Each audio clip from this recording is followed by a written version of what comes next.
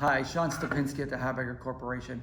I want to explain a little bit about a TXV valve. We had one here we could take apart, so I wanted to take a few minutes here just to explain a little bit about the valve. We get a lot of calls on the valves. So the TXV valve, the top of the valve here, this is the diaphragm. This is the only opening force on the valve. It pushes down on the valve. This is actually the sensing bulb over here that allows that to push down on the push pin inside the valve. This line you see coming out the side right here, this attaches, to the suction line. So this is what they call an equalization line.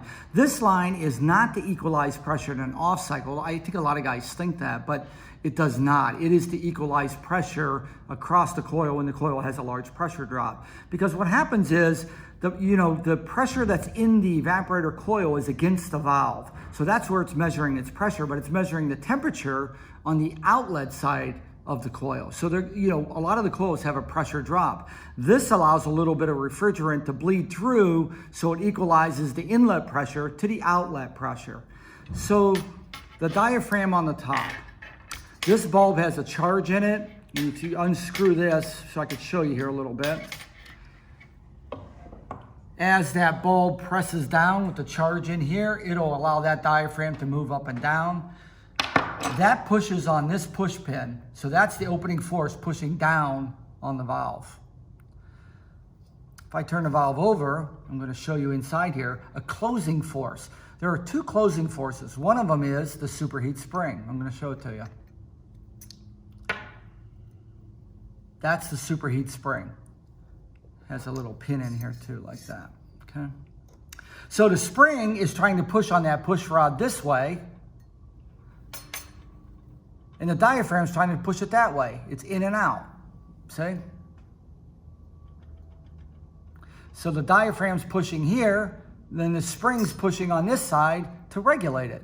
The superheat springs are typically set for about 5 to 25 degrees of superheat, somewhere in between there. But if you see that push pin inside there, that's when we talk about contaminants and things like that. If that pin gets corroded, it doesn't want to move easily. That's when you start finding bad TXVs and stuff like that, when that starts getting corrosion from, a bad, not necessarily an evacuation, but you left moisture or something like that inside the valve. But the superheat spring is closing it. And put that over here.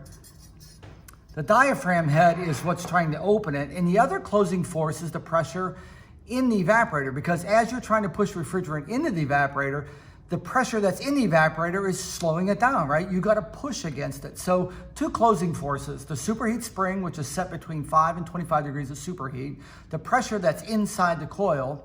The only opening force is this diaphragm head that's trying to push down on that based on the temperature of the suction line. And the equalizing tube is to create an equal pressure across the coil, because the sensing pressure is against the valve from the evaporator coil, but the sensing bulb is on the outlet of the coil. And a lot of coils will have a pressure drop going across them. So don't confuse what that is for. If this thing gets not hooked up, broke, pinched, something like that, it really throws your superheat off. It could try to regulate, 5, 10 degrees off. I mean, it really throws it out of whack. So with that, I hope that makes a little bit more sense when you're looking at the valves. Most of the valves now today in this world, when you're working in residential or something, even commercial, they're not really take apart valves. We typically just change the valve, but I had an opportunity to show you what one kind of looks like on the inside. So I hope you enjoyed that.